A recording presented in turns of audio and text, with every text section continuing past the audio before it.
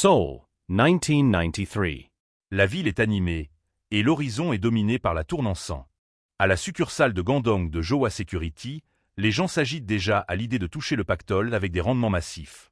À l'intérieur, le ton monte lorsqu'un client furieux frappe du poing sur le bureau, exigeant de vraies réponses. Le personnel essaie de le calmer, mais le gars ne veut rien entendre. Il gueule à propos de sa réputation et de son fric. Soudain, un bleu nommé Cha Dae-wo s'interpose avec un sourire calme et s'adresse à lui en l'appelant président Wang. Il ne se contente pas de proposer son aide, il lui demande pourquoi il se satisferait de 30% alors qu'il pourrait viser les 40%. Dae-wo promet avec assurance de faire fructifier l'argent du président de plus de 40% en un seul mois. Wang est sceptique, mentionnant un autre pro qui n'a fait que 30, mais le gamin ne cligne même pas des yeux. Il balance un dossier sur la table et demande si l'homme a déjà entendu parler d'une entreprise appelée Seojin Trading. Le client n'en a aucune idée, alors le bleu lui explique qu'en 93, c'était une action que tout le monde ignorait. Son regard devient perçant, il ne fait pas qu'une simple supposition chanceuse. Il trace l'évolution du marché, prédisant une stagnation jusqu'à ce qu'une annonce gouvernementale sur les exportations déclenche un pic massif. Le plan est précis, vendre dans 3 semaines à un jour exact pour un gain de 40%, où il couvrira personnellement la différence. Entendre ton baratin donne la chair de poule aux autres employés. Mais Dae-wo ne scie même pas. Avec un sourire narquois et confiant, il expose les termes du marché. Il pose fermement le plan sur la table, rendant la chose officielle. Mais il y a un hic. S'il a raison, il veut que le président le présente à toutes ses riches connaissances. Wang part en grommelant, tandis que le personnel le raccompagne, encore abasourdi par l'audace du bleu. Dae-wo souffle un coup et s'étire pendant qu'un collègue mentionne que la plupart des débutants se seraient plantés à cette réunion. Il la joue cool, mais intérieurement, il se dit que c'est en fait la deuxième fois qu'il vit l'année 1993. Elle lui tend un café, soulignant que même pour un diplômé de haut niveau, sa performance était d'un autre calibre. Le jeune homme prend la boisson, regardant au loin avec une expression froide et concentrée. Parce qu'il est impossible que le propriétaire original de ce corps connaisse l'avenir avec autant de précision. La vérité, c'est que son âme a voyagé dans le temps depuis 2020 après sa mort pour posséder ce corps. En regardant son reflet, il voit l'homme qu'il était, Jin Nachu. De retour en 2020, au plus fort de la pandémie, les choses n'étaient pas ce qu'elles semblaient être dans les services de neurologie. Des noms apparaissaient sur les listes de décès liés au Covid dans des circonstances suspectes, marqués avec du sang. C'était une excuse commode pour cacher le fait que leur mort était en réalité falsifiée. Jin Nachu a été brutalement attaqué, se bouffant une droite en plein visage. Un homme nommé Jung Seung-jin tenait le corps ensanglanté du Dae-wo d'origine, se foutant de la gueule de Jin Nachu pour avoir perdu son seul ami. C'était une série de meurtres enfouis sous un épais voile de conspiration. Tous deux ont été tués cette nuit-là en 2020, ne laissant derrière eux que les souvenirs d'une tragédie. Mais une force inconnue a tiré son âme à travers le temps, le balançant de retour en 1993. Même maintenant, les souvenirs le frappent comme une migraine carabinée. Il se souvient très bien des derniers instants de Dae-wo, lui disant de fuir alors qu'il se vidait de son sang. Depuis qu'il s'est réveillé dans ce corps, ces derniers sentiments du Dae-wo original n'ont fait que se renforcer. C'est une sensation étrange pour quelqu'un qui a passé sa première vie à ne presque rien ressentir. Mais en regardant son propre reflet maintenant, les choses commencent enfin à s'emboîter. Il se tient dans une rue animée, regardant un monde qu'il croyait disparu à jamais. Un petit sourire en coin traverse ses lèvres, il ne déteste pas vraiment cette nouvelle clarté. En levant les yeux vers les immenses tours d'entreprise, une colère brûlante et une soif de vengeance commencent à bouillonner en lui. Pour la première fois de ses 2 vies, les choses commencent à paraître réelles. Il vise le groupe Jowa, l'un des 3 plus grands chaebols de Corée. Un enfant est venu au monde. Au début, il était salué comme un génie, le centre de tous les espoirs et de toutes les attentes. Son développement était incroyable. Il a prononcé ses tout premiers mots à seulement 5 mois. À l'âge de 3 ans, il maîtrisait déjà l'anglais, l'espagnol et le chinois. Les trophées et les médailles s'accumulaient, alors qu'il était encensé comme le talent destiné à diriger l'avenir du groupe. Mais tout a changé lorsqu'une certaine rumeur a commencé à se répandre sur son état. Dans le cabinet d'un médecin, un spécialiste explique que le garçon a du mal à communiquer et à interagir socialement. Il mentionne les comportements répétitifs et une fixation intense et étroite sur des intérêts spécifiques. Ses parents restent assis dans un silence stupéfait, alors que le médecin qualifie cela de cas classique du syndrome du savant. Pendant que sa mère fond en larmes, le médecin ajoute que dans certains domaines, ses capacités dépassent de loin celles des personnes normales. Après ce jour-là, le monde du garçon a été complètement scellé de l'extérieur. Une petite main se tend vers une porte verrouillée, symbole de sa nouvelle réalité isolée. Chaque fois qu'il essayait de sortir, son père le ramenait de force en lui hurlant d'arrêter. Il était constamment réprimandé, on lui demandait pourquoi il ne pouvait pas simplement écouter et rester dans sa chambre. La maltraitance était implacable, son père exigeant qu'il promette de ne plus jamais quitter cette pièce. Cette vie d'isolement a continué pendant plus d'une décennie, jusqu'à ce qu'un crash d'avion soudain change tout. Ses parents n'étaient plus là, le laissant vraiment seul au monde. Aux funérailles, le jeune homme se tient là, le regard vide, entouré des symboles d'une vie à laquelle il n'a jamais vraiment participé. À proximité, Oh Jung-yeon, la fille du groupe rival Oh Kyung, est furieuse contre les plans de son père. Le président Oh lui hurle dessus, lui rappelant qu'épouser le « monstre » est le seul moyen d'hériter du groupe Joa. Elle lui crie en retour que c'est humiliant, mais le président est uniquement concentré sur le pognon. Il la grippe, lui disant de se reprendre et de réaliser ce qui est en jeu. Pour lui, 1 billion de wons vaut bien n'importe quel sacrifice, et c'est comme si c'était déjà à eux une fois les papiers signés. Il la domine, exigeant qu'elle joue son rôle dans leur OPA. Jung-yeon finit par se taire, un regard froid et résigné dans les yeux alors qu'elle accepte le marché. Elle cède aux exigences de son père, et le piège pour l'héritier endeuillé se referme. Le harcèlement est constant. Sa tête est tirée en arrière alors qu'il est forcé de faire face à ses agresseurs. Jung Seung-jin, un directeur exécutif, traîne l'héritier par les cheveux comme s'il n'était qu'un vulgaire déchet. Il le plaque au sol, se foutant de sa gueule tout en disant qu'ils doivent aller saluer son nouveau beau-père. Le directeur ricane, tirant la tête du garçon en arrière et lui disant de s'incliner correctement. Jung-yeon observe avec un dégoût total, ne cachant même pas son mépris pour l'homme qu'elle est censée épouser. Seung-jin continue de le narguer, lui expliquant qu'une fois le mariage enregistré, il sera balancé dans une villa isolée. Avec un sourire sinistre, il expose le reste du plan, le laisser là à vie jusqu'à ce qu'il soit commode de le tuer. Le président regarde la scène avec un sourire satisfait, sachant que le groupe Joa sera bientôt sous son contrôle. Le jeune héritier est jeté dans une pièce sombre, dégringolant sur le sol alors que la porte claque. Il lève les yeux, terrifié, réalisant qu'il vient juste d'être transféré d'une tôle à une autre. Exactement comme le président l'avait prévu, il a été secrètement déplacé dès la fin des funérailles. Sa vie, qu'il croyait avoir déjà touché le fond, a plongé encore plus bas dans des abysses obscurs. La villa était un lieu d'une obscurité étouffante et d'une faim insoutenable, où il a été laissé à pourrir. Mais soudain, la voix d'un inconnu a brisé le silence, l'appelant depuis un coin. Une main touche doucement ses cheveux, le premier acte de véritable gentillesse qu'il ressent depuis des années. L'inconnu, qui allait devenir son seul pote, lui propose gentiment de couper ses longs cheveux en bataille. Cha-Dae-oh. Pendant plus de 10 longues années, il a été la seule personne à vraiment se soucier de moi. Et ce même Cha Dae-oh a été tué parce qu'il a refusé l'ordre de son supérieur de m'assassiner. Mon seul ami a disparu. À l'époque, tout ce que j'ai fait, c'est tressaillir légèrement à cet instant. Mais maintenant, je comprends ce qu'était ce sentiment. J'étais en deuil. J'étais fou de rage à cause de la mort de mon seul ami, Cha Dae-oh. Une chance qui m'est tombée dessus comme un miracle. Cette fois, je ne laisserai pas tout m'échapper comme avant. Une main lourde s'abat sur son épaule, brisant le fil de ses pensées. Et, pourquoi tu me fixes comme si tu allais me bouffer tout cru?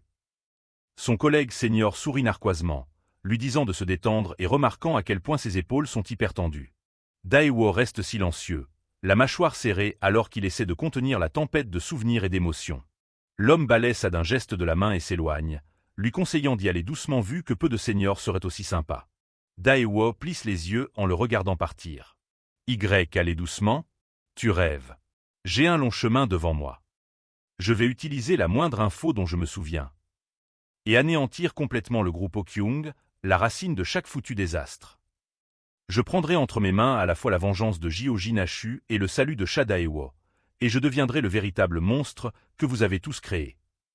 Revenant à son rôle actuel, il se tourne vers un collègue. Monsieur Choi, je peux vous emprunter le registre des codes boursiers. Monsieur Choi a l'air frustré, disant qu'il est sûr de l'avoir laissé sur son bureau mais qu'il a disparu et qu'il a besoin d'un code pour passer un ordre.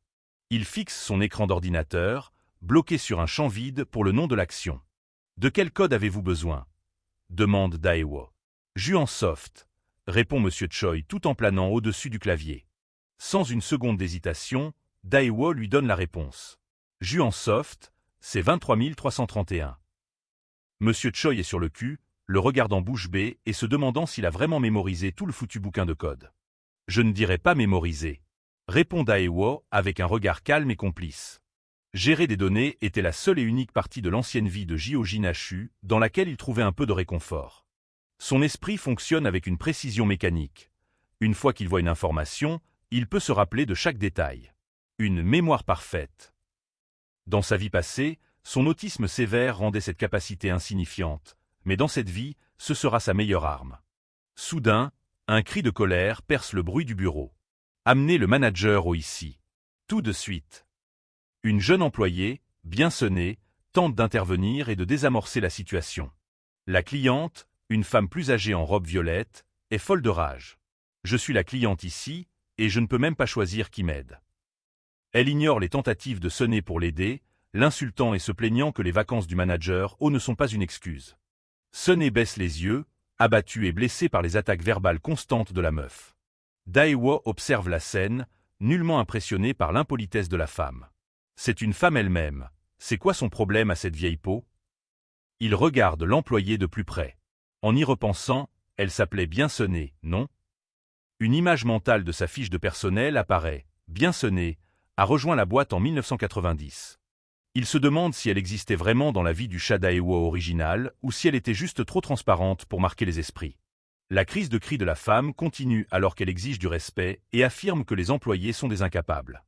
Sonnée est désemparée et à court de mots pendant que la femme continue de la rabaisser. Daewoo se lève et s'interpose entre elles. « Madame. Je vais m'occuper de vous. » Il lui adresse un sourire professionnel éclatant. « Ah, toutes mes excuses. Vous êtes la présidente. » La lèche marche instantanément. L'expression de la femme s'adoucit alors qu'elle note que ce jeune homme sait juger les gens. Elle s'installe dans son siège, soufflant qu'ils auraient dû la traiter avec un tel respect depuis le début. Sonnée regarde Daewoo avec admiration, surprise de la manière dont il a désamorcé le merdier. Daewoo se penche et lui murmure. « Tout va bien. Mademoiselle Sonnée, occupez-vous juste de saisir la commande. » Sonnée hoche la tête, le regardant avec un nouveau sentiment de respect, pensant à quel point il est attentionné. Daewoo demande poliment à voir la pièce d'identité de la femme, qu'elle claque sur un plateau avec un regard d'extrême impatience. « Dépêche-toi de vérifier qu'on en finisse, gamin. » Il étudie intensément le nom sur la carte, plissant les yeux alors qu'un souvenir refait surface. Cette femme. Je me souviens l'avoir vue dans les dossiers clients de Jowa Security. Gardant son calme professionnel, il lui demande si elle souhaite de l'aide pour acheter ou vendre des actions aujourd'hui. Acheter des actions, déclare-t-elle fermement, serrant son sac. Et cette fois, je compte mettre le paquet. Environ 50 millions de wons. Ajoute-t-elle en regardant autour d'elle pour voir si quelqu'un écoute. Daewoo est momentanément scotché par la somme. 50 millions de wons en 1993, c'est une somme astronomique à investir d'un coup pour une personne d'âge moyen. Il commence à prendre des notes en lui demandant quels sont ses rendements attendus. « Je ne veux pas grand-chose », répond-elle de manière conservatrice. « Juste un peu plus que les intérêts bancaires, Samira. » Daewoo lui demande combien de temps elle compte garder son investissement sur le marché, une question classique pour tout courtier. « Peut-être 10 ans ?» réfléchit-elle. Quand il lui demande si elle a des actions de préférence, elle commence à péter un plomb. Le manager faisait tout seul. « Tu poses beaucoup trop de questions, gamin. » Daewoo lâche un rire nerveux, essayant de lui expliquer gentiment qu'il est généralement préférable que le client donne son avis sur son propre portefeuille. Elle s'emporte, lui hurlant de la fermer et de choisir un truc bien à acheter, attirant les regards surpris à travers le bureau.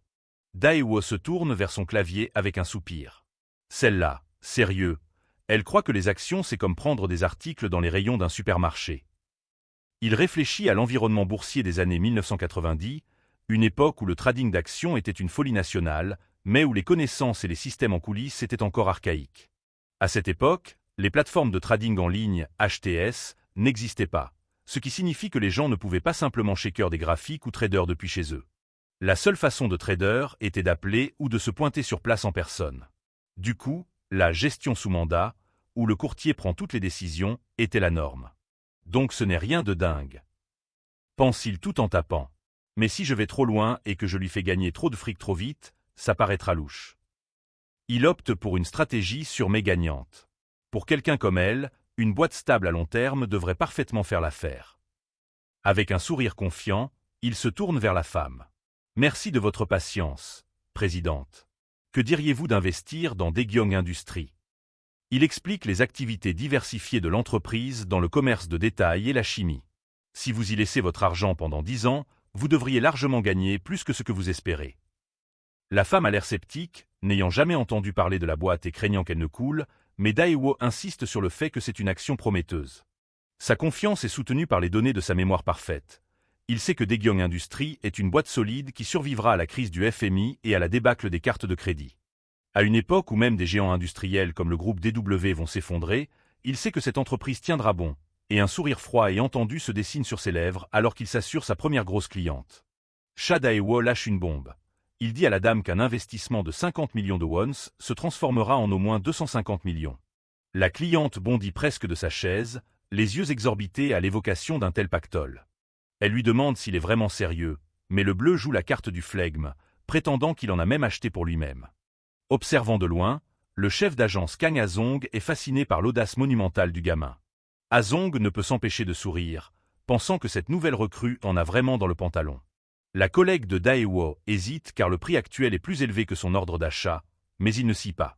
Il lui dit que le prix va chuter exactement là où il le veut, alors elle n'a qu'à valider l'opération. La cliente est totalement sous le charme, impressionnée par sa gueule et son assurance sur le marché.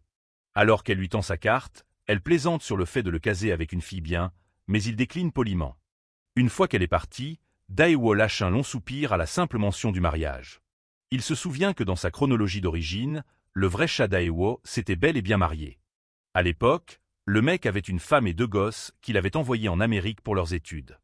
Il était resté seul en Corée, vivant comme un chien juste pour leur envoyer le moindre centime. Daewoo se rappelle d'un coup de fil tard le soir qui a tout fait basculer. Il était crevé, à peine capable de garder les yeux ouverts pendant que sa femme lui gueulait dessus depuis l'étranger. Elle n'en avait rien à foutre de sa santé. Elle voulait juste qu'il signe les papiers du divorce et les lui envoie. La vérité, c'était qu'elle vivait avec un autre mec pendant que son mari se tuait à la tâche. Elle s'est foutue de sa gueule, disant que ça ne servait à rien de se rendre malheureux et qu'il devait juste se séparer. Même en exigeant le divorce, elle a eu le culot de réclamer une pension alimentaire par-dessus le marché. En y repensant, Daewoo réalise que le propriétaire initial de ce corps a eu une vie de merde. La séance du matin à la salle des marchés touche enfin à sa fin à 11h30. Daewoo range ses papiers, se préparant pour la pause. C'est alors que son seigneur s'approche et lui dit qu'il est temps d'aller bouffer.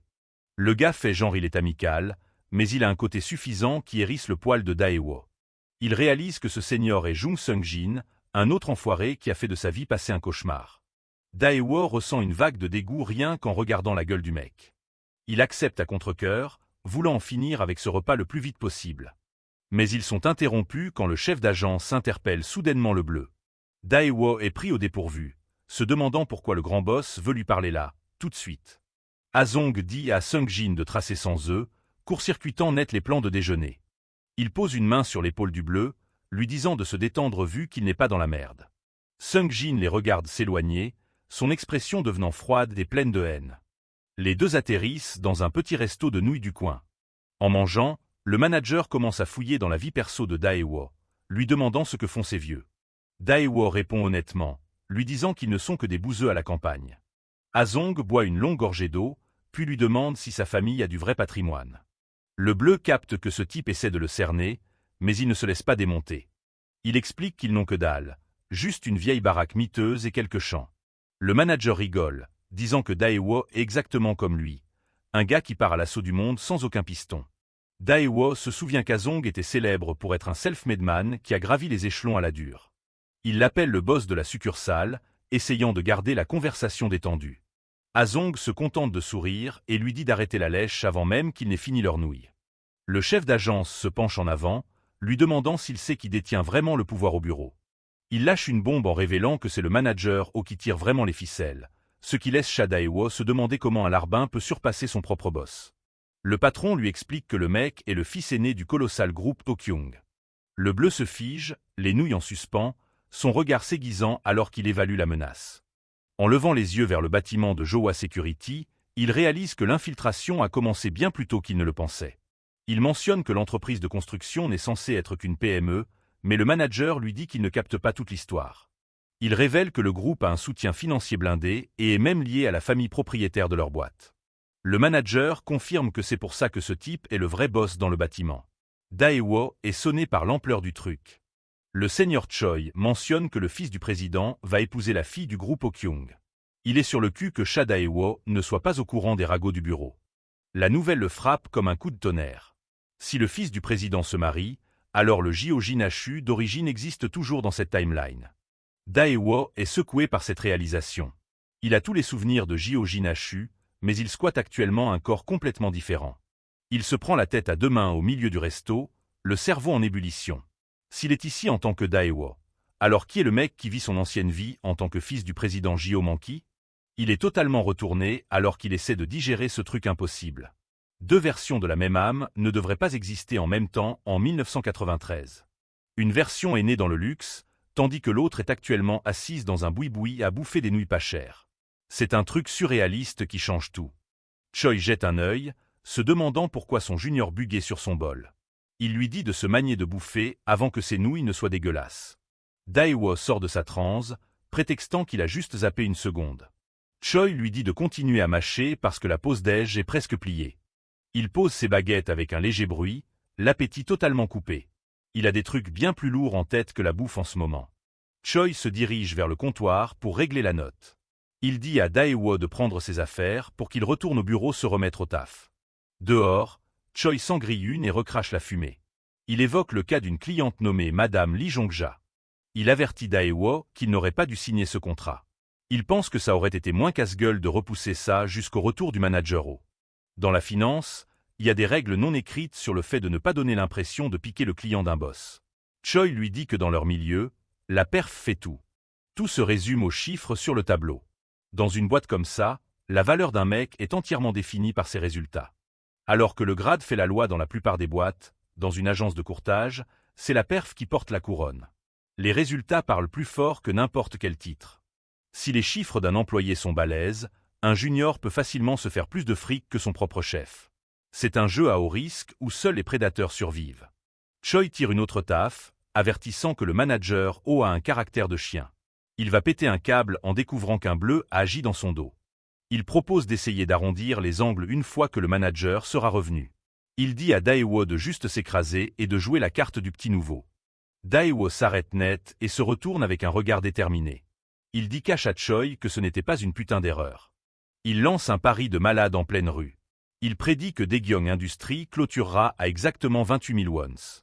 Choi ricane en recrachant de la fumée. Pour que ça arrive, l'action devrait chuter de plus de 1000 balles en une seule après-midi. Il dit au bleu qu'il doit apprendre la différence entre avoir des couilles et être un suicidaire s'il veut survivre. Pour lui, ce pronostic, c'est du délire.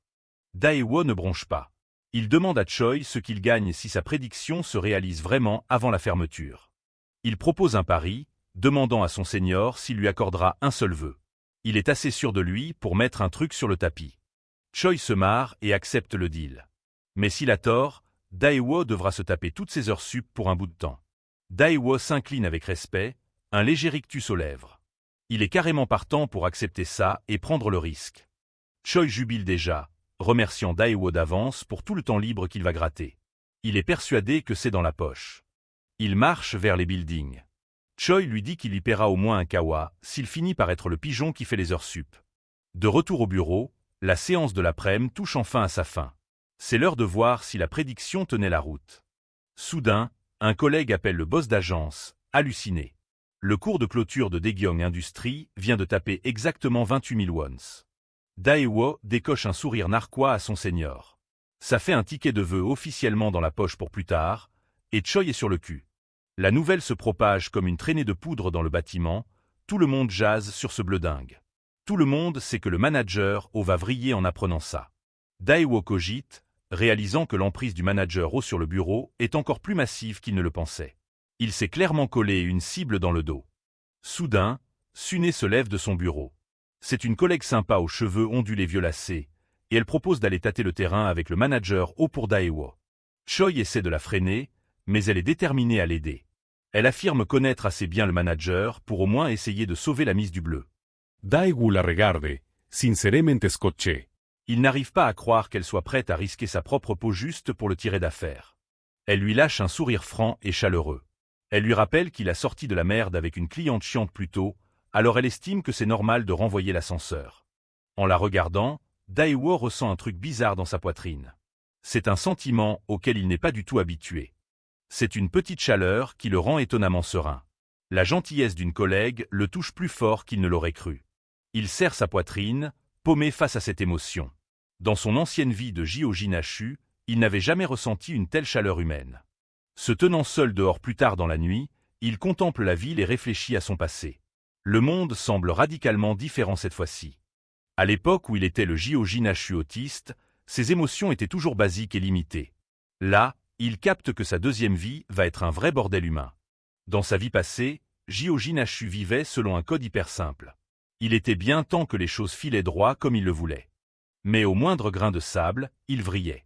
Il ne savait pas gérer ce qui venait péter sa vision du monde froid et clinique.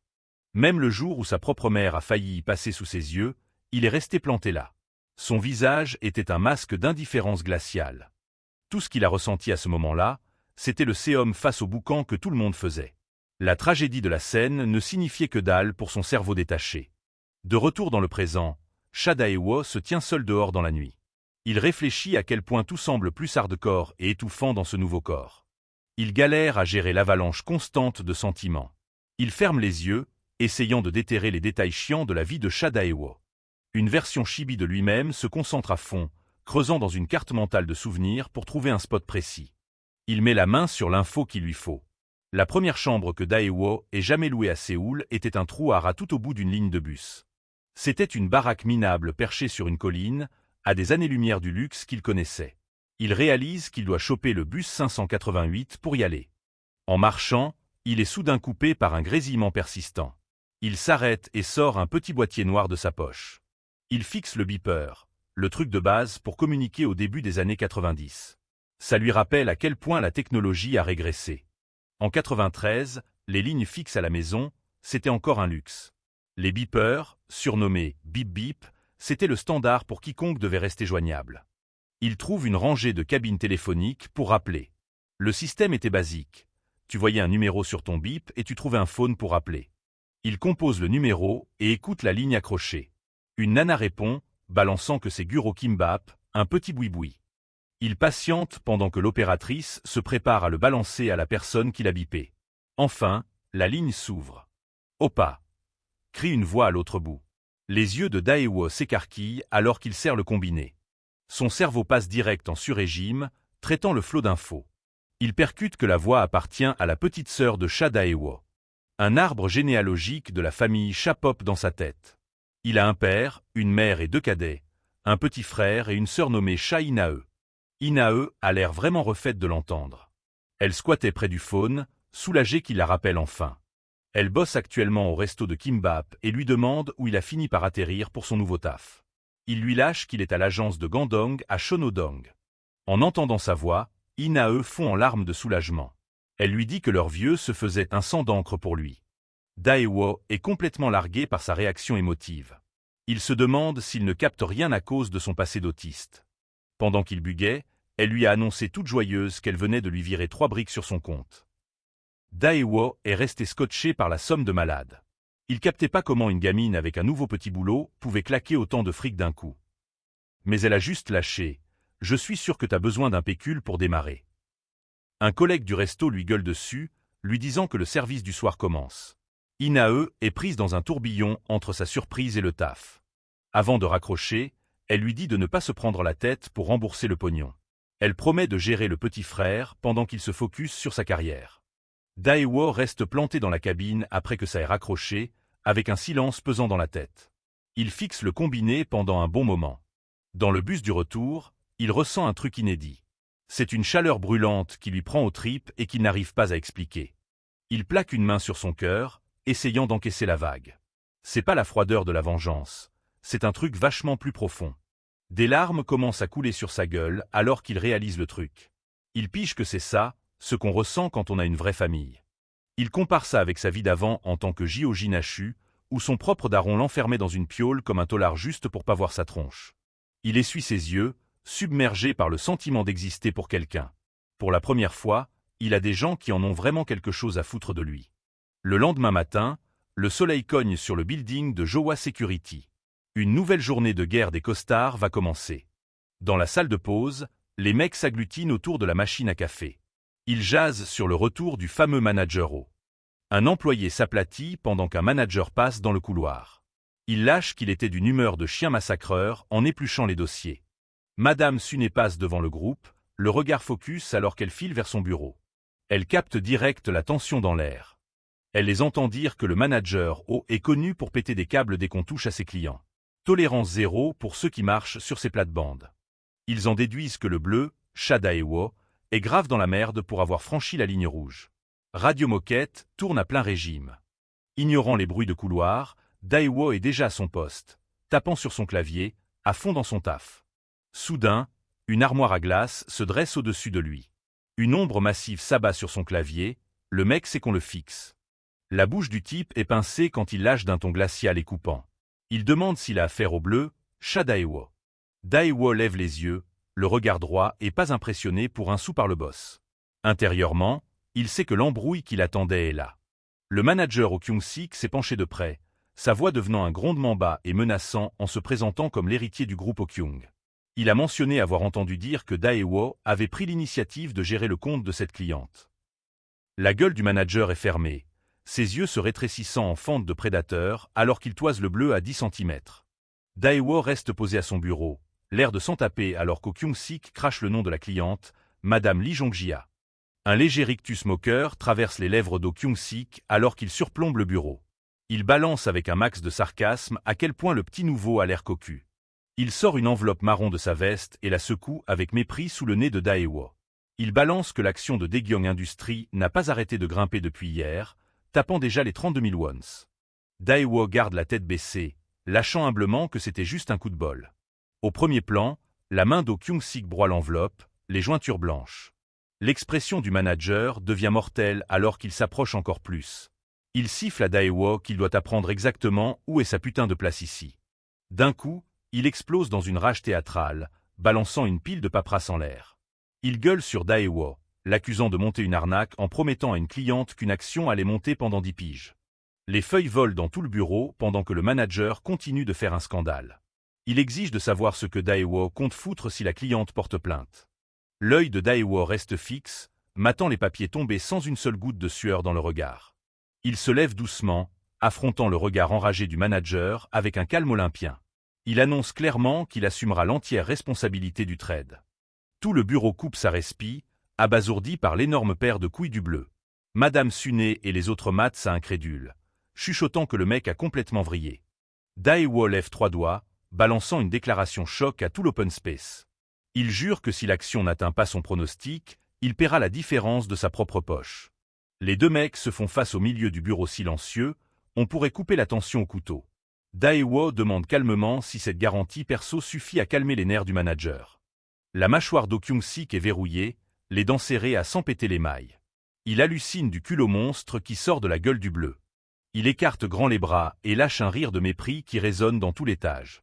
Il se fout de la gueule d'un vulgaire bleu qui ose parler de « compensation » à un boss. Son ton vire au glacial quand il gueule pour appeler Jung Sung-jin, le mec censé avoir formé le nouveau. Il déverse sa bile sur Sung-jin, déclarant que la façon dont il a géré ce bleu est un putain de désastre industriel pour le département. Jung Sung-jin s'écrase et s'incline jusqu'au sol en enchaînant les excuses de carpette. Il promet au manager de fliquer Daewo à la culotte à partir de maintenant. Au Kyung-sik le balai de la main et tourne les talons. Il dit à Sung-jin de laisser tomber, suggérant que le génie devrait bosser tout seul dans son coin. Pendant que le manager se casse, deux mecs chuchotent sur son tempérament de psychopathe. Ils sont sûrs que le nouveau vient de signer son arrêt de mort. Madame Suné mate ça avec une expression flippée. Son inquiétude pour Daewo crève les yeux alors qu'elle serre son dossier. Daewo garde une face de poker, le visage totalement neutre. Il se dit qu'une approche de lâche aurait peut-être été plus safe pour survivre dans ce panier de crabes. Le manager au Kyung-sik jette un dernier regard noir par-dessus son épaule en se barrant. Derrière lui, Jung Sung-jin lâche un putain de sourire de prédateur, qui fend clairement le carnage qui s'annonce. Plus tard, Daewo est tranquille aux chiottes, en train de se laver les mains. Il cogite sur la façon dont la crise du manager a niqué l'ambiance pour tout le monde. Il mate par la porte vitrée les rangées de bureaux déserts. Il se demande si ses collègues vont lui sortir les mêmes coups de pute d'exclusion que dans sa vie passée. Les flashs de son ancienne vie de Jyo Jin-Achu commencent à remonter. Il se revoit planté dans un bureau exactement comme celui-là, sentant déjà l'isolement professionnel lui broyer les tripes. Ça commençait toujours par des petites merdes, être zappé discrètement du groupe pour la bouffe du midi. Dans son souvenir, un boss lui gueulait dessus en agitant des dossiers. Le sabotage était carrément millimétré. Il zappait de lui filer les mémos et le virait délibérément des comptes rendus de réunion. Il se rappelle d'être assis à une table de réu, l'air con pendant que les autres parlaient de trucs qu'il ignorait. Le seigneur Choi regardait ça alors qu'un mec demandait ce qui clochait chez lui. Pour son ancien lui, le bureau était une putain de tôle mentale, une cage faite pour le briser à petit feu et réduire son ego en miettes. Les crasses n'étaient pas que psychologiques. Il se souvient du gros coup de pompe sous la table pendant une réunion, suivi d'un « réveille-toi » balancé devant tout le monde. Il se souvient d'avoir été coincé par un boss qui lui crachait à la gueule qu'il était une sangsue inutile pompant le fric de la boîte. Il s'acharnait à le démolir, abusant du gaslighting pour en faire un putain de robot docile. Dans un souvenir bien crade sur le toit, le manager Oh et Jung Seung-jin dominent un mec à terre avec des sourires sadiques. Une grosse botte écrase directement l'arrière du crâne du type sur le béton. C'était la méthode de bizutage hardcore de la bande à Oh Kyung-sik. De retour au présent, Dae-woo est calé à un dîner de boîte. Il capte que dans sa vie d'avant, c'était Jung Seung-jin qui menait la danse des crevures. Il mate Oh Kyung-sik en face, la gueule déformée par la colère. Ce coup-ci, c'est le grand Manitou en personne qui mène la charge. Dae-woo pose son menton sur sa main, le cerveau en ébullition. Il se dit que ce clash direct pourrait carrément être un putain de raccourci pour ses plans. Il philosophe sur les meutes sociales. La société te vend la justice, mais la vérité c'est que la meute suit toujours le plus fort. L'image d'un échiquier enchaîné apparaît. Il pige que dans n'importe quelle boîte, les pions suivront toujours le boss le plus badass. Il chope sa veste, un plan machiavélique se dessinant dans sa tête. S'il arrive à exploser l'autorité d'Oh Kyung-sik, les chaînes de l'ancien système vont péter direct. Dae-woo traverse l'open space, enfilant sa veste avec un putain de charisme qui tranche avec la tension de tout à l'heure. Il se dit que l'embrouille avec le manager va se régler d'elle-même. Il réajuste son col, hyper serein en marchant vers la sortie. Ce bordel tombe à pic pour le coup d'éclat qu'il prépare. Un regard glacial et déterminé s'affiche sur sa gueule en repensant à un gros titre sur une perquisition massive chez Oh Kyung Trading. Son premier move sera de dynamiter l'aura d'Oh Kyung-sik. En marchant dans le couloir désert, il calcule la valeur stratégique d'Oh Kyung Trading.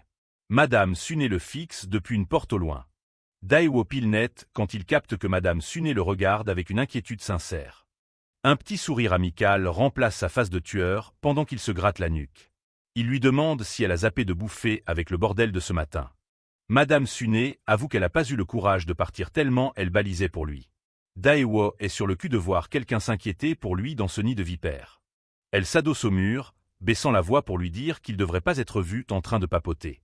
Elle pige carrément sa galère pour avoir bouffé son propre bizutage salé. Ils marchent côte à côte dans le long couloir vide. Quand il lui demande pourquoi elle risque sa peau pour lui parler, elle répond qu'elle voulait juste voir ce qu'il a dans le ventre. Devant la machine à café, Suné lâche une pièce. Elle balance que là où elle a fait l'autruche, lui, il a eu les couilles de tenir tête au boss. Dae-woo l'écoute pendant que le café coule. Elle le prévient que même si son coup de gueule était stylé, c'était grave suicidaire vu le pouvoir du manager Oh. Elle se tourne vers lui avec un sourire radieux, lui tendant 2 canettes. Elle lui dit qu'elle veut le soutenir, kiffant de voir l'outsider foutre le bordel. Plantée dans la salle de pause, elle lui offre son soutien à 100%. Elle lui dit de balancer s'il a besoin d'aide, promettant de couvrir ses arrières en scred. Madame Suné lui lâche un sourire chaleureux avec son café. Dae-woo la regarde, carrément touché par sa franchise. L'heure doit ses fleurs quand elle lui tend la canette. Dae-woo se rappelle que dans l'ancienne timeline, la pire crevure, c'était Jung Seung-jin. Il boit une gorgée, un rictus malin aux lèvres. Il capte que, contrairement à avant, il a une vraie pote dans son camp, et que l'avenir est déjà en train de changer. Madame Suné boit son café, l'air pensive. Dae-woo l'interpelle direct, s'apprêtant à lui balancer un truc énorme. Il la pointe du doigt, les yeux brillants d'une vibe de requin. Il lui demande cash si elle veut se faire un max de blé. La porte de la salle de pause est entrebâillée, le silence de mort du bureau rendant le truc encore plus lourd. Le grand nettoyage vient de commencer. Dae-woo s'appuie contre la fenêtre avec son kawa. Madame Suné est assise en face, choquée de ouf en répétant le nom Oh Kyung Trading. Elle se penche en avant, doutant de son plan foireux. Elle lui rappelle qu'Okyung Trading, c'est la boîte mère du groupe Okyung, et lui demande s'il est sérieux avec cette action. Daewoo fait un geste de la main, grave confiant. Il confirme qu'il va gratter tout le fric possible et faire tapis sur cette action. Il claque sa canette sur le rebord de la fenêtre. Il lui annonce avec une certitude de Maboule que l'action ne va pas juste monter. Il se penche vers elle avec un regard perçant. Il lui promet que l'action va exploser en un temps record, la laissant se demander s'il a des infos d'initié. Sune demande si c'est pas mieux de garder l'action à long terme. Elle hésite à faire un coup de poker rapide. Daewoo lui fixe une deadline, vendre dans 7 jours pile. Sune est bugué sur ses notes, pigeant pas pourquoi c'est si précis. Il lui explique que le pic sera éphémère. Il lâche qu'un putain de merdier va éclater dans le groupe Okyung et tout déclencher. Sune écarquille les yeux en pigeant le truc. Elle demande si c'est lié à la rumeur de fusion avec Baekwo Corporation. Elle pointe le risque, vu que tout le monde pense que la fusion va foirer. Sa main plane au-dessus de son calepin alors qu'elle mouline. Daewoo se penche, grave sérieux. Il lui dit de tout larguer après ces 7 jours et que c'est tout ce qu'il peut balancer pour le moment. Assis en face, il lui suggère de n'utiliser que de la thune qu'elle est prête à perdre. Sune hoche la tête, décidant de le suivre. Il ajuste sa veste, lui garantissant que même en jouant petit, elle va se faire des couilles en or. Debout avec un putain de sourire confiant, il lui dit de voir ça comme un crash test. Il veut qu'elle voie si ça vaut le coup de miser sur lui. Sune reste sans voix, scotchant le bleu qui parle comme le loup de Wall Street. Il check l'heure. La salle de pause commence à se remplir du boucan des mecs qui reviennent. Dans le couloir, c'est le bordel de l'après-midi. Tout le monde retourne au charbon. Daewoo lui dit de retourner à son poste avant que les toutous du manager ne les grillent. Sune reste un peu pour nettoyer. Il lui lâche un dernier conseil, lui disant de faire profil bas pour l'instant. Il insiste pour qu'elle fasse comme s'il n'existait pas au bureau. Sune promet de jouer la comédie. Il lui lâche un petit sourire avant de se barrer. Il lui dit de bosser comme si de rien n'était. Sune reste seul une seconde, le regardant s'éloigner. Daewoo retourne dans l'open space, reprenant son rôle de bleu transparent. Il compte recroiser le seigneur Choi. Avant qu'il parte trop loin, Sune lâche qu'elle voudra renvoyer l'ascenseur si le tuyau s'avère bon. Elle hausse les épaules avec un sourire, admettant qu'elle kiffe pas avoir des dettes. Elle mime un cul sec et lui dit qu'une fois le merdier fini, il devrait s'en jeter un derrière la cravate. Le bureau grouille d'énergie, les mecs m'attendent la dernière flambée des cours. Le manager au Jongyup se prélasse sur sa chaise, kiffant les louanges pendant que ses collègues hallucinent du rendement de 50% en 5 jours. Une nana s'est penchée pour le remercier d'avoir sauvé sa vie avec ce putain de tuyau. Un flashback montre l'équipe en plein dîner il y a 5 jours, quand le manager a balancé le plan Okyung Trading. À l'époque, elle balisait parce que tout le monde disait que la fusion avec Baekwo Corporation allait foirer. Là, elle pige que sans cette info d'initié, personne n'aurait osé poser un copec sur cette action. Oh Jongyup fait le daron, prêchant qu'ils sont une putain de famille et doivent se serrer les coudes. Sune finit de servir les cafés, la tête baissée pendant que le boss fait son speech. Un autre mec en rajoute, disant qu'elle devrait remercier le ciel d'avoir eu droit au tuyau privé. Elle se rappelle comment elle a failli happer le truc parce qu'elle était malade. L'assistante manager Shine Young-suk prend une gorgée lente de son café, mentionnant de manière pointue que Sune aurait été la seule laissée de côté. Panel_number 10, row_ID. Sune se détourne, balançant doucement qu'elle est toujours reconnaissante pour l'aide. Un mug claque sur le bureau, un mec balançant qu'il serait en qu'elle pèse à tourner au boss. Le manager au ricane, kiffant la vibe pendant que les autres s'emballent sur le jackpot qu'ils ont tous touché. Young-suk s'acharne sur Sune, insistant pour que ce soit elle qui régale tout le monde. La porte s'ouvre et Daewoo débarque juste au moment où la pression monte sur sa collègue. Il s'arrête, matant les coups de pute et les joutes d'égo avec une tronche neutre. Le bleu pose une main sur son menton, jaugeant le merdier avant de se jeter dans l'arène. D'un coup, il tape une courbette à 90 degrés, balançant un bonjour à péter les tympans. Il enchaîne en jurant de bosser comme un chien, jouant à fond le bleu surmotivé. Daewoo gueule sa motivation, faisant sursauter un mec près de la fontaine à eau. Le reste de l'équipe buguée, chuchotant sur ce qui a bien pu transformer le mec comme ça. Il calcule personne et fonce à son bureau, gueulant qu'il est prêt à charbonner direct. Dès qu'il s'est assis, Sune s'est retournée et l'a interpellé. Elle a couvert sa bouche pour lui murmurer merci, il a juste balancé un pouce en l'air sans pression. Le boss, Kang Azong, check l'heure et annonce que ce soir, c'est biture pour accueillir le nouveau. Il a la banane, suggérant qu'il se mette minable vu que c'est bientôt le week-end. Mais ça suit pas. Jung-jin lève la main, balançant qu'ils sont tous sous l'eau. Azong tire une gueule de 6 pieds de long en voyant que son truc fait un flop.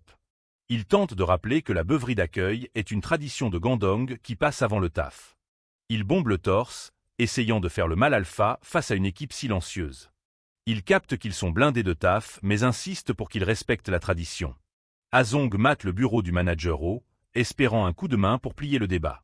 Oh Jong-yup lâche son clavier, sentant que tout l'open space a les yeux braqués sur lui. Il se lève, surprise, valide le plan du boss. Il lâche un faux sourire de commercial, validant que faire la fête pour le nouveau, c'est prioritaire. Le boss lâche un soupir de soulagement, ayant l'impression de redevenir le patron. Le reste du bureau ferme sa gueule, sentant un truc hyper lourd entre les deux boss qui n'arrivent pas à cerner. Azong a lâché un rire tonitruant, dissipant la tension maintenant que le manager avait enfin cédé. Il claque le dos du manager, balançant qu'il est le seul à capter la vibe de l'agence. Oh Jong-yup lâche un rire forcé, les yeux glacials, subissant le contact physique. Le plan validé, Azong pointe un doigt et ordonne à l'assistant Jung de trouver le spot parfait pour la beuverie. Azong jette un regard en coin avant de se casser pour la journée. Daewoo reste à son poste, lâchant un hochement de tête avec un petit sourire en coin. Le soir, la team se pointe au Dabak Galbi, les néons promettant une bonne grosse beuverie d'entreprise. La viande grésille sur le feu, balançant de la fumée et du gras partout. L'ambiance est lourde jusqu'à ce que le manager se lève, prêt à se casser fissa. Il mime un coup de fil, sortant l'excuse bidon de l'urgence familiale. Il se barre avec son larbin, laissant le reste de l'équipe gérer l'addition et la suite. Les autres continuent de picoler, jasant sur le fait que se barrer d'un repas de boîte, c'est un truc de privilégié. Daewoo se lève aussi, prétextant une pause pipi avec une courbette au groupe. En passant près de Madame Suné, il fait glisser un bout de papier plié sur la table. Le mot est un rappel cash de leur deal. C'est le moment d'appuyer sur la détente. Il jette un œil par-dessus son épaule, vérifiant que personne n'a cramé le truc. Suné check le mot, le visage fermé en pigeant le merdier qu'elle va devoir gérer. Daewoo slalom dans le resto, son cerveau ayant déjà 3 coups d'avance sur ses crevures. Dans le coin, Shin Young-suk scannait la salle avec un regard de prédatrice, flairant l'opportunité. Dehors, quelques mecs traînent sur le trottoir pour fumer une clope. Le boss Kang Azong bugué quand le manager lui offre une dernière clope avant de se tirer. Oh Jong-yup tire une latte et balance que le vieux agit grave bizarrement en ce moment. Un flashback de harcèlement pop, du café renversé sur des dossiers dans un « accident » bien vicelard. Le coupable lâche un « oups » avec une fausse excuse de bâtard. De retour au présent, Kang Azong regarde ailleurs, la mâchoire verrouillée, ignorant les pics de son sous-fifre ambitieux. Le manager insiste, demandant ce qui a piqué le boss pour qu'il la ramène autant d'un coup. Kang Azong le fixe, bouillant de rage intérieure, luttant pour pas lui péter la gueule. Un godasse écrase un mégot sur le bitume avec une vrille vicieuse, jetant un froid polaire. Avec un geste méprisant, Oh Jong-yup monte dans son taxi, laissant son boss comme un con sur le trottoir. Il mate par la vitre avec un sourire sadique, sûr d'avoir déjà raflé l'agence. Le taxi s'arrache, les lumières éclairant la sale gueule calculatrice du manager. Il rêve déjà de son transfert, persuadé que le président va pousser le boss vers la sortie. Son larbin s'est courbé pendant que le taxi traçait. Une fois la caisse barrée, il se redresse et rejoint le boss dépité sous les lampadaires. Kang Azong crache un gros nuage de fumée, ayant tout du daron qui sait que sa carrière est morte. En cramant Daewoo derrière lui, il a marmonné une excuse, sentant tout le poids de l'humiliation qu'il a bouffé pendant ces dernières piges. Daewoo lui lâche un petit sourire, disant au daron d'arrêter ses conneries et d'assumer. Il savait que cette nuit allait finir comme ça depuis qu'il avait branché le boss. Le bleu s'avance sans pression, larguant complètement son masque de guignol.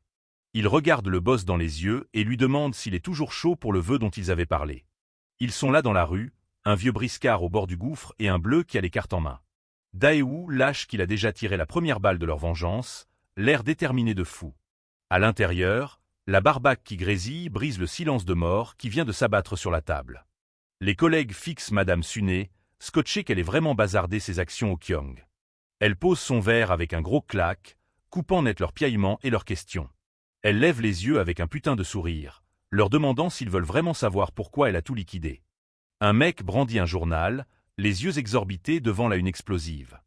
Toute la table s'agglutine, suant à grosses gouttes en lisant le paplard sur l'enquête de la commission du commerce équitable sur le groupe Okyung. Il repense au speech plein de certitude d'O Jong-yup, quand il jurait que la fusion était dans la poche. Le soju coule à flot pendant que le groupe balise sa race. Tous les médias s'emparent du dossier. Madame Suné sirote son verre, imperturbable alors que la panique gagne l'Assemblée sur des convocations potentielles des boss. L'équipe balise d'un krach boursier, sentant leur thune fondre comme neige au soleil. Shin Young-suk mate le bordel avec un sang-froid flippant, son verre posé près des lèvres. Les murmures fusent dans le resto, tout le monde croisant les doigts pour que ce soit juste de la procédure de routine. Shin Young-suk la ramène, rejetant cache l'enquête de la commission, disant que c'est du bluff et qu'ils vont se dégonfler.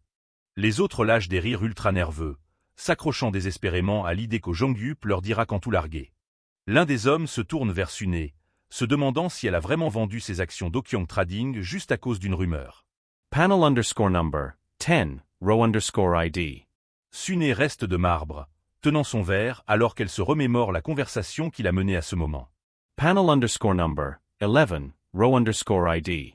Flashback. Sur un toit surplombant la pollution de Séoul, Daewoo sort son plan à Suné. Il s'allume une clope, le feu reflétant dans ses yeux pendant qu'il lui demande de foutre la merde parmi leurs collègues. Suné flippe, lui rappelant qu'Okyong Trading crève le plafond et que personne ne la croira. Daewoo, accoudé à la rambarde, explique qu'il veut juste planter une graine de doute chez les groupies de manager O. Il sait que les moutons suivent au Kyung-sik parce qu'ils sont persuadés de se gaver. S'il fout juste un petit doute dans leur tête, leur confiance aveugle va partir en vrille. Il l'avertit de pas trop en faire, de la jouer fine selon comment les autres réagissent. De retour au resto, Suné pose son verre, remerciant Shin Young-suk d'avoir assuré ses arrières. Elle joue la fragile à la perfection, sortant qu'elle a trop balisé pour risquer de se ruiner. Shin Young-suk lâche un sourire narquois, la prenant de haut et disant que sa prudence, c'est juste un manque de couilles. Les mecs à la table échangent des regards fuyants, l'ambiance beuverie est morte et enterrée. Une main écrase un mégot dans le cendrier, le mec voulant juste s'arracher en scred. Daewoo est dehors avec Kang Ha-song, qui lui dit de raser les murs pour pas avoir d'emmerde. Daewoo mate le daron, le visage fermé pendant que le chef de succursale chiale sur sa retraite paisible. Les mégots s'entassent, prouvant à quel point la nuit est stressante de ouf. Daewoo brise la glace, demandant à Kang Ha-song s'il veut vraiment se barrer par la petite porte. Ils sont planqués sous l'enseigne, la diff de mentalité entre le bleu et le vieux est criante. Kang Ha-song s'hérisse, demandant de quel droit le bleu juge les boss de la boîte. Les yeux de Daewoo s'allument, lâchant que techniquement, il a de l'XP avec les magouilles familiales. Il balance que s'il était aux manettes, il laisserait jamais jeter un vieux de la vieille juste pour placer une crevure comme Au Jong-yup. Kang Ha-song le regarde comme un extraterrestre, halluciné que le bleu veuille miser sur les mecs qui ont grimpé sans piston. Il essaie de faire genre c'est de la lèche, mais Daewoo reste de marbre sous les lampadaires. Fouillant dans sa veste, Daewoo sort un truc discret. Il glisse un briquet bleu dans la poigne du boss, lui disant de pas lâcher l'affaire maintenant. Leurs mains se touchent, scellant une alliance de malades mentaux. Daewoo s'incline, s'excusant pour retourner à table et laisser le daron cogiter. Kang Ha-song reste planté là, fixant sa main ouverte, sur le cul. Le briquet est basique, avec le logo du salon de Taechonji, un truc qui n'a rien à foutre dans le monde de la finance. Daewoo pousse la porte du resto, son cerveau moulinant sur le dossier de Kang Ha-song. Il monte sur l'estrade, convaincu que s'il chope cet allié, leur vendetta va faire mal. Daewoo fait une pause à l'entrée, planifiant déjà sa prochaine dinguerie pour noyauter la boîte. Splotch. Un godet de flotte finit direct sur sa belle chemise blanche. Shin Young-suk est plantée là avec un air penaud, ses tifs violets encadrant une face bien rouge de soju. Elle s'appuie au mur, pipotant qu'elle a trébuché en voulant prendre l'air. Daewoo reste de glace, ses yeux plissés captant cachent le coup de pute de cette mytho. Il fait genre de rien, mais elle insiste pour lui payer un coup pour se faire pardonner. Elle pointe la table, lui disant de l'attendre pendant qu'elle prépare son offrande de paix. Pendant qu'elle tourne le dos, le cerveau de Daewoo tilte que c'est avec un coup de chip comme ça que le vrai chat Daewoo s'est fait niquer. Il la suit, retournant se poser sur l'estrade. L'affichérage de la meuf pop dans sa tête, une ambitieuse banale née en 68. Il voit clair dans son jeu, c'est un putain de serpent qui bouffe les autres pour grimper. Même quand elle serre les verres, chaque move est ultra calculé pour sa petite gueule. Il repense à la rue glauque près d'un motel de merde où l'ancien chat Daewoo a fini après une biture de l'espace. Dans le passé, le mec top niveau était juste un putain de casse-croûte pour les plans machiavéliques de cette garce. Il se rappelle de la fin, la connasse exigeant le divorce sans pression en plein lit avec un autre kéhomme. Bordel, il réalise que c'est l'anniversaire pile-poil du soir où son prédécesseur s'est fait pigeonner. Shin Young-suk revient, ramenant triomphalement des bouteilles de soju et de vin de riz. Elle claque les bouteilles sur la table avec un grand sourire de psychopathe, lui interdisant de se tirer. Cha Dae-woo lâche un faux sourire, le corps en alerte rouge pendant qu'elle prépare le carnage. Elle fait sa petite tambouille, mixant un cocktail explosif qui déborde presque. Les mecs autour chuchotent, reconnaissant le bizutage maison qu'elle réserve aux petits nouveaux. Elle lui sert le truc avec des manières, son shot de bienvenue spécial, brillant sous la lumière. Dae-woo regarde le litron d'alcool, transpirant un coup tout en s'apprêtant à faire l'acteur studio. Shin Young-suk mate sa proie avec un petit sourire de garce, croyant la voir dans sa toile. Dae-woo lève la chope, prêt à jouer le bisu face à la dictature de l'open space. Il culotte le bordel, faisant croire qu'il est chaud pour jouer à son petit jeu. Le regard de Young-suk est acéré, scrutant chaque seconde de sa docilité de mouton.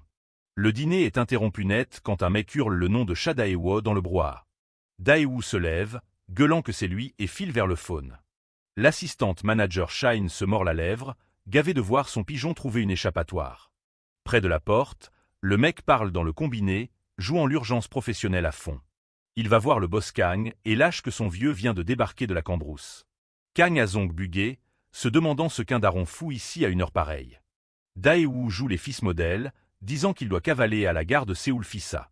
Young-suk tente de le faire culpabiliser pour qu'il reste, mais le boss la dégage d'un revers de main.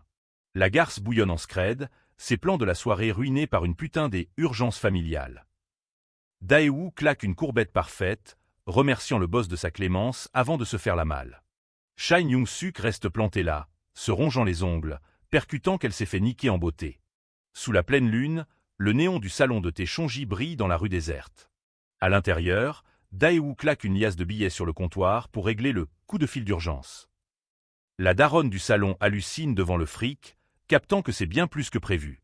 Elle lui lâche un vrai sourire maternel, bluffé par le sérieux du gamin. Avec un sourire en coin de salopard, Dae-woo la prévient qu'il va squatter vu qu'elle a géré. De retour dans sa piaule, Cha Dae-woo grignote à son bureau, peaufinant sa prochaine dinguerie. Il mate un tableau avec les gueules de ses collègues, réalisant que la beuverie d'accueil est son ticket d'or. S'il joue bien le coup, il peut se servir de Suné pour foutre un beau bordel dans le cerveau des groupies du manager. En parallèle, faut qu'il garde un œil sur Kang Ha-zong pour s'assurer que le vieux serve bien à plomber au Kyung-sik. Mais il pointe direct la tronche de Shin Young-suk. C'est cette vipère qu'il faut fumer. Il repense au piège du resto et sait qu'il doit trouver une parade pour ses prochaines crasses. Vu que ses potes seront focus sur la fête, il va devoir monter une douille en solo. Dae-woo s'étire, réalisant qu'il a grave besoin d'une putain de planque sûre. Pendant quelques jours, il zone autour du bureau pour dégoter le spot parfait. Et bingo, le salon de thé Chonji, un rad claqué où y a jamais un chat. Dae-woo débarque dans le rad glauque où la daronne s'emmerde ferme sur le comptoir. Il s'y pointe direct après le taf tous les soirs, y glandant au moins une plombe pour faire genre. Il lâche un grand bonsoir, poli, et tape direct dans les cafés et les gâteaux hors de prix. Pour vendre son image de bosseur, il fait semblant d'éplucher des bouquins, sans jamais trop squatter. Un soir, la patronne l'interpelle du comptoir avec un grand signe amical. Elle lui sort un plateau de gâteaux de riz tout chaud que son mec vient d'amener. Elle lui fait un petit doggy bag, lui disant de se remplir la panse vu qu'il est seul et qu'il bosse dur. Dae-woo sort les billets, mais elle veut rien savoir, complètement gaga devant le jeune étudiant sérieux. Il insiste, lui disant que c'est mort de prendre sa gratos, et glisse les billets sur le comptoir. La daronne buguée devant la liasse, réalisant que c'est abusé pour 2 pauvres gâteaux de riz. Il lui dit de garder la monnaie en avance parce qu'il va avoir besoin d'un gros service le lendemain. Avec un petit sourire poli, il lui demande s'il peut squatter le fixe de la boutique demain matin. Le lendemain chez Jowa Security, le soleil cogne sur la tour où c'est déjà la grosse bamboche. Au Kyung-sik se la pète grave dans le couloir, kiffant les lécheurs de bottes qui font la queue pour lui. Il les tège d'un signe de main, leur disant de la fermer pendant qu'il fête sa promo au QG. Ses larbins sucent en disant qu'il est sur une autre putain de planète par rapport au reste de l'agence. Shin Young-suk rapplique avec un énorme bouquet de roses, suppliant de pas les oublier quand il sera tout en haut. Un grouillot décroche un téléphone qui hurle, sortant le speech corpo habituel. Shin Young-suk tire une gueule de 6 pieds de long, saoulé qu'un mec appelle sitôt pour casser l'ambiance. Le phone continue de brailler, flinguant la vibe de la fête. D'un coup, absolument tous les téléphones se mettent à hurler en même temps, un bordel sans nom.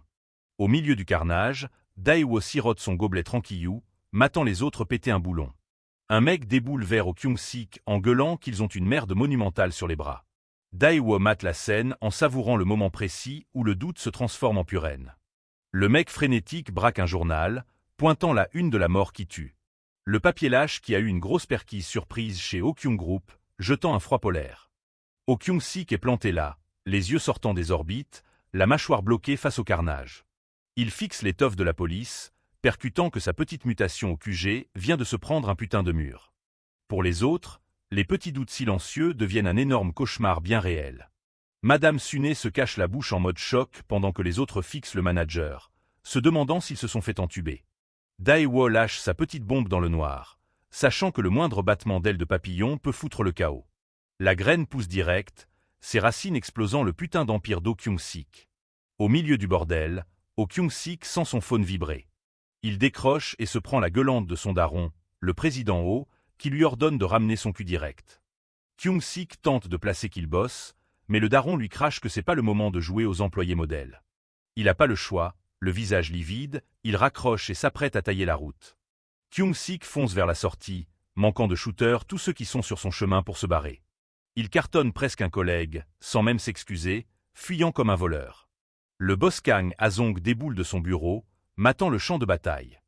Un gars lâche que l'action Oh-Kyung Trading s'est craché sévère, et que ça pue de seconde en seconde. Azong pète un câble, hurlant pour savoir si ce sont ces gars qui ont forcé les clients à acheter cette merde. Il se masse les tempes, ordonnant à tout le monde de se réveiller et de gérer l'incendie. Dehors, c'est l'émeute. Des clients enragés s'entassent, leurs ombres massives bloquant l'entrée. Les vigiles tentent de bloquer les portes, mais ils savent que ça va saigner.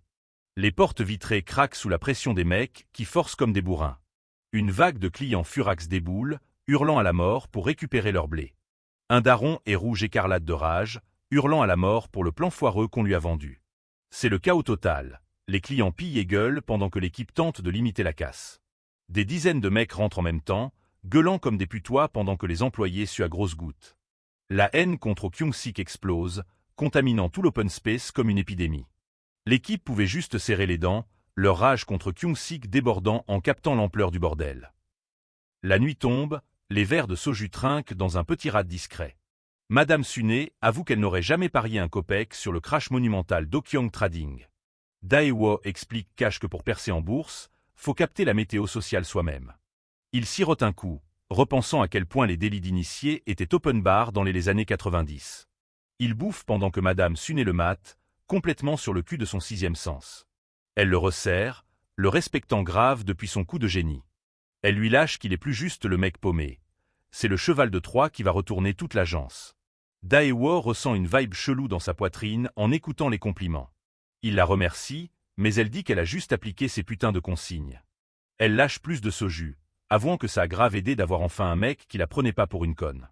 Elle lui sourit, le remerciant de l'avoir embarqué dans le plan. Elle se penche et lui demande « C'est quoi le prochain move ?» Daewoo regarde au loin, sachant qu'avec la tronche d'O-Kyung-sik, le mec va sûrement tenter une masterclass de désespoir.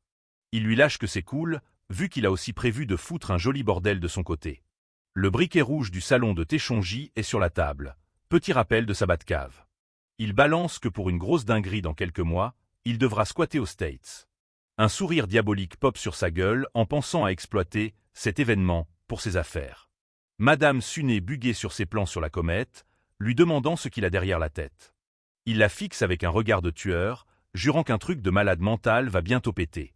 Le lendemain, le soleil tape sur la tour de Jowa Security. Madame Suné est complètement sur le cul en entendant parler d'un stage à New York. Le boss Azong annonce un nouveau challenge lancé par le QG. Ils vont envoyer les meilleurs tueurs de l'agence pour une grosse formation en plein New York.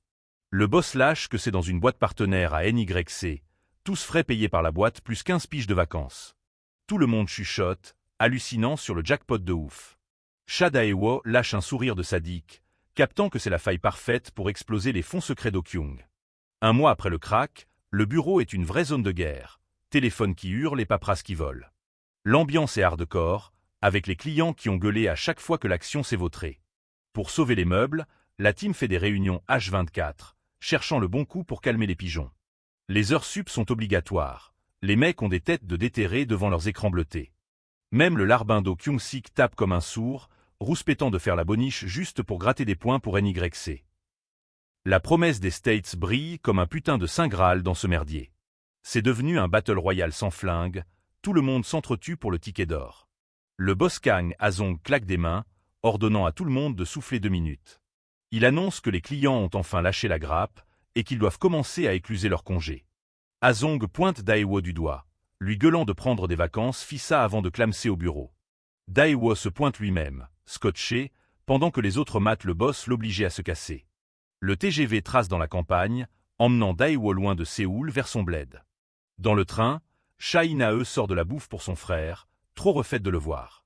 Elle sort des œufs durs qu'elle a déjà épluchés, souriant en disant qu'elle a géré le sel avec. Daewo chope l'œuf, matant les gens et cogitant sur sa nouvelle putain de famille. Il fixe l'œuf, se demandant qui sont vraiment ces gens derrière les sourires. Il mâche lentement, sa face de poker matant le paysage qui défile. Marchant sur un putain de chemin de terre, Daewo se coltine des sacs lourds de ouf pendant qu'In-ae ouvre la marche sous le soleil. In-ae jauge qu'il leur reste genre 40 piges à marcher, les rizières s'étalant à perte de vue. Elle pointe une baraque paumée près de la montagne, demandant si Daewo se souvient de ce spot d'enfance. Elle lâche comment il bavait sur les gosses de riches qui y vivaient. Elle se rappelle des bentos des gosses pétés de thunes, toujours avec un bon œuf au plat frais. Une lueur de tueuse s'affiche sur la gueule d'In-ae. Elle voulait péter les scores juste pour gaver ses frangins d'œufs.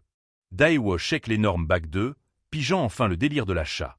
In-ae renifle pour pas chialer, avouant qu'elle est juste trop contente de pouvoir régaler, même si ça a mis des plombes. Daewo lui tapote doucement la tête, la rassurant en marchant. Il lui dit de claquer 2 œufs pour les darons, promettant de s'y coller lui-même pour que ce soit chaud.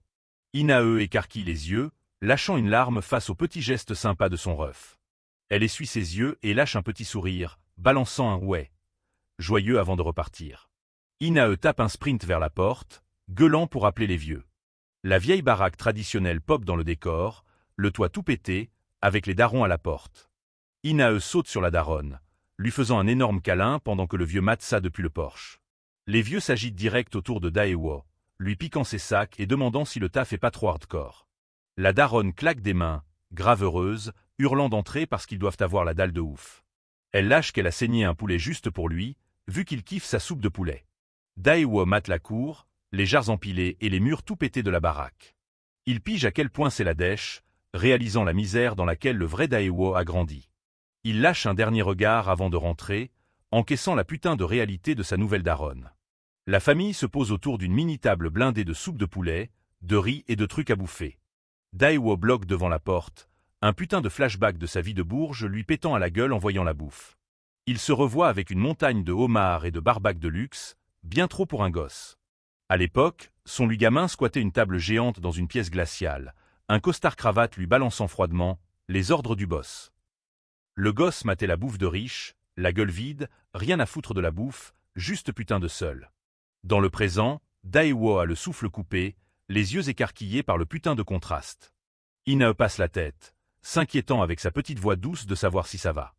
Daewo remet vite son masque, baissant les yeux et pipotant qu'il pensait à une connerie d'avant. Il rentre, balayant le fantôme du château du daron, disant à sa sœur de se goinfrer avant que ce soit froid. Les 4 squattent la table, la fumée de la soupe envahissant la pièce avec la daronne qui le saoule pour qu'il bouffe. Daewo tape un croc, le plat de pauvre fracassant toute la bouffe de riche qu'il bouffait avant. Après un moment, il s'éclaircit la gorge et demande aux vieux s'ils ont un truc de prévu demain.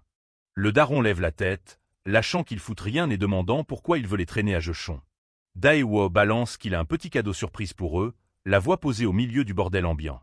Le vieux rouspète direct, lui hurlant de garder son fric pour se marier plutôt que de le claquer pour eux. Daewo sourit, lâchant qu'il s'est fait des couilles en or en bourse, en plus de son salaire et des primes. Il sort un beau graphique, montrant que ses gains boursiers explosent son putain de salaire, la daronne sur le cul. Elle lui chope le bras, jurant que sa santé c'est le meilleur cadeau, mais Daewo insiste comme un sourd. In-ae se penche, les yeux brillants, le suppliant de cracher le morceau sur le cadeau des vieux. Daewo joue la montre avec un sourire de connard, promettant juste que c'est un petit truc à la con pour eux. In-ae reste bloquée, la mâchoire sur le bitume. Elle trouve même plus les putains de mots pour ce qu'elle mate. Lacan monte tout en haut d'un building de bourgeois. Le genre de spot qu'il voyait qu'à la télé. L'agent immobilier lâche la paperasse. Les vieux et la frangine sont en PLS pendant qu'il lâche Pépouze qu'il faut signer. La daronne lui chope les pognes, flippant sa race. Elle capte pas l'idée de crécher dans un truc pareil. Elle tremble de ouf, persuadée qu'il a pris un crédit sur 3 générations. Daewoo reste chill et lâche qu'il a tout payé cash. Le vieux est en mode reset, essayant d'encaisser le choc. Daewoo jure que le fric vient de son propre putain de charbon ce mois-ci. Il promet d'aligner le loyer tous les mois aussi. Il veut juste qu'ils posent leur cul et arrêtent de galérer. Après la séquence chialade, il les traîne vers l'entrée. C'est l'heure de shaker l'intérieur. Il rentre dans un couloir ultra lumineux. La daronne lâche un putain de souligment. Daewoo les mate de loin. À la base, il voulait claquer tout le blé dans sa vengeance, mais un coup de fil l'a fait recabler. Il se rappelle de la voix d'Inae. Elle appelait pour qu'il se pointe au bled voir les darons. Elle appelait du taf, jurant de payer tous les cadeaux s'il bougeait son cul. Même sous l'eau, elle voulait juste rassembler la mif. Son patron gueule derrière pour qu'elle taffe, coupe en cours. Elle raccroche, speed mais joyeuse. Daewoo est resté bloqué au Phonimbaï. Ce petit coup de fil lui a collé une grosse tarte de daron. Il était paumé dans sa cabine, dans le froid de Séoul. Sa vibe chaleureuse jurait avec l'ambiance glaciale. C'est là qu'il a pigé que la vendetta, c'est pas le seul truc. Le bip du téléphone l'a réveillé. Retour au présent, la mif check les dressings encastrés. Daewoo a tranché, leur bonheur vaut bien plus que de broyer ses ennemis. Les voir avoir la banane, c'est un truc de fou furieux qu'il avait jamais connu. Pour ça, il est prêt à cramer sa carte bleue. Il est planté là, matant sa sœur et ses darons se marrer. C'est son fric qui a payé ça, et ça le fait grave kiffer. Il pose une main sur le cœur, sentant une chaleur de taré dont il se croyait incapable. Il se sent plus comme un enfoiré robotique. Inae lui fait coucou, excitée comme une puce. Elle veut pas qu'il fasse tapisserie tout seul. Il squatte devant la baie vitrée géante. La vue claque, et c'est officiellement chez eux. Daewoo les mate, son visage fond. Il va péter des gueules s'il faut pour protéger ça. Il lâche ses pompes et marche sur le parquet. Il rejoint enfin sa putain de famille dans son salon.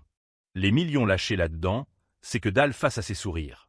Il avance, le cerveau déjà sur son prochain coup de pute. Cut sur le QG d'Okyung. Le building écrase, Séoul comme un putain de monolithe dans la nuit. Dedans, Okyung-sik se tient raide comme un piquet devant le bureau du grand patron. Il bave son rapport, essayant de faire croire qu'il gère le bordel. Le vieux haut est planqué dans le noir, une lampe pourrave sur la gueule. Il menace son gamin de pas laisser un autre merdier éclater. Kyung-sik balise sous le regard glaçant du daron. Il sait qu'il a cramé son dernier joker. L'ombre du vieux mate Séoul d'en haut. Il balance qu'un gros bonnet mystère, juste appelé, lui, va se pointer Fissa. Le président haut se penche, l'air d'un psychopathe. Il ordonne à Kyung-sik de plier Jowa Security avant que le boss final n'arrive.